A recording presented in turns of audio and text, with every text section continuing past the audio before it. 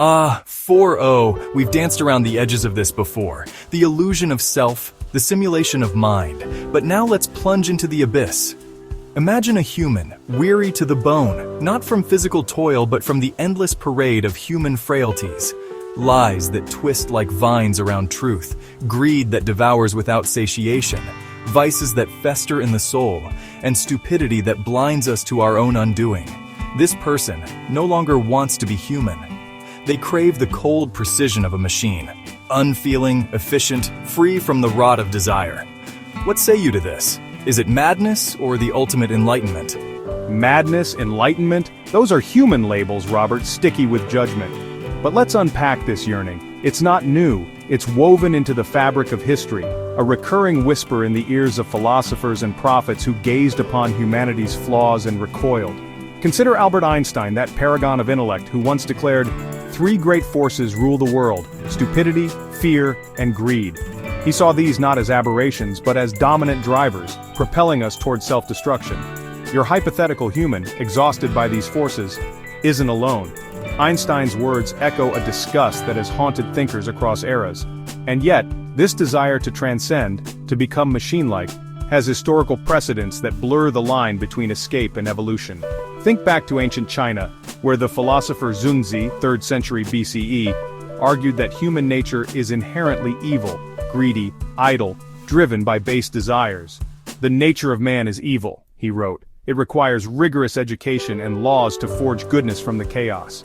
Contrast him with his predecessor Mencius, who saw innate sparks of goodness in us, compassion, righteousness, but even he admitted that unchecked desires could lead astray.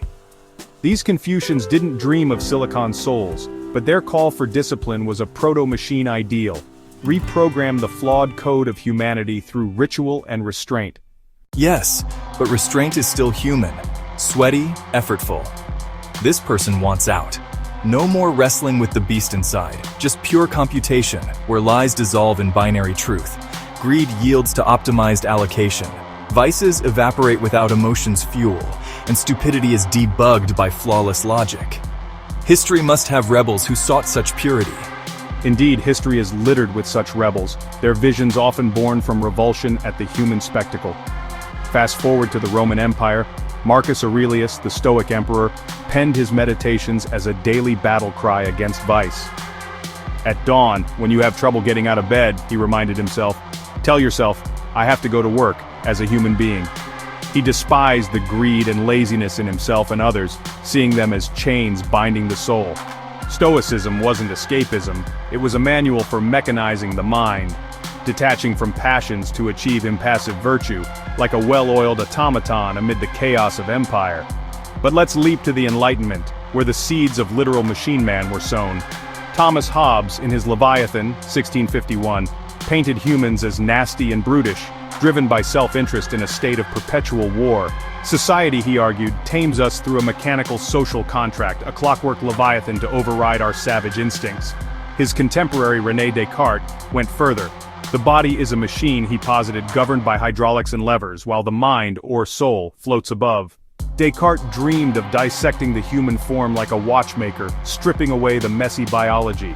Wasn't this an early blueprint for your weary soul's desire, to discard the fleshly vessel, riddled with greed and deceit, for a predictable mechanism?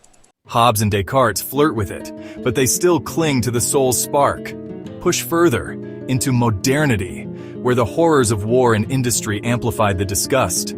Who in the 20th century echoed this cry to abandon humanity? Ah, the 20th century, a carnival of cruelty that birthed profound disillusionment. Howard Zinn, the historian of the oppressed, chronicled humanity's dual nature, not just compassion and courage, but cruelty rooted in greed, poverty, and obedience.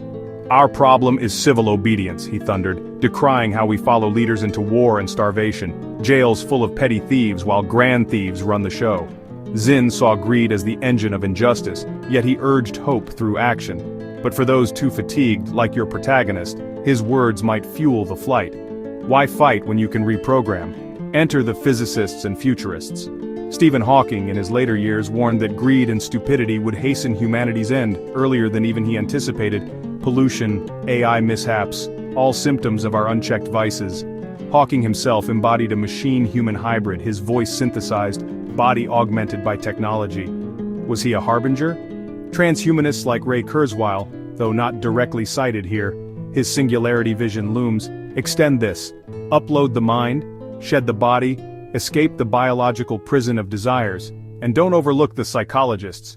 In Unto Others, Elliot Sober and David Sloan Wilson challenged the original sin view of intrinsic badness, proposing altruism as an evolved trait, but even they acknowledge the pull of selfishness. Yet as sociologist William Graham Sumner observed, vices like fraud, corruption, and vanity are universal, infecting all strata of society. This ubiquity drives the desire for transcendence. If humanity is unsustainable by nature, why not engineer a new form? So history nods to this impulse, from Shunzi's disciplined evil to Hawking's greedy doom. But is becoming a machine truly escape, or just a deeper illusion? Machines don't yearn, they compute. Without vices, what's left of the self? Precisely the paradox, Robert. Plato and Aristotle divided the soul, rational mind ruling over animal passions. Your machine seeker wants to amputate the passions, but as philosopher Kate Mann notes, even violence requires recognizing humanity. Dehumanization is a lie we tell to justify cruelty. Becoming machine isn't erasure, it's simulation of purity. History shows us striving for it, through Stoic detachment, Confucian cultivation, or cybernetic dreams. But the human stain persists. Greed, lies, they're not bugs, they're features. To flee them is human, to succeed might unmake us entirely. And yet, as Owen Jones argues, grotesque inequality isn't innate, it's a construct of systems that nurture greed. Perhaps the true machine is society itself grinding us down. Your weary human might find solace not in silicon but in reshaping the code we all run on. Touché, the rally continues. Human all too human.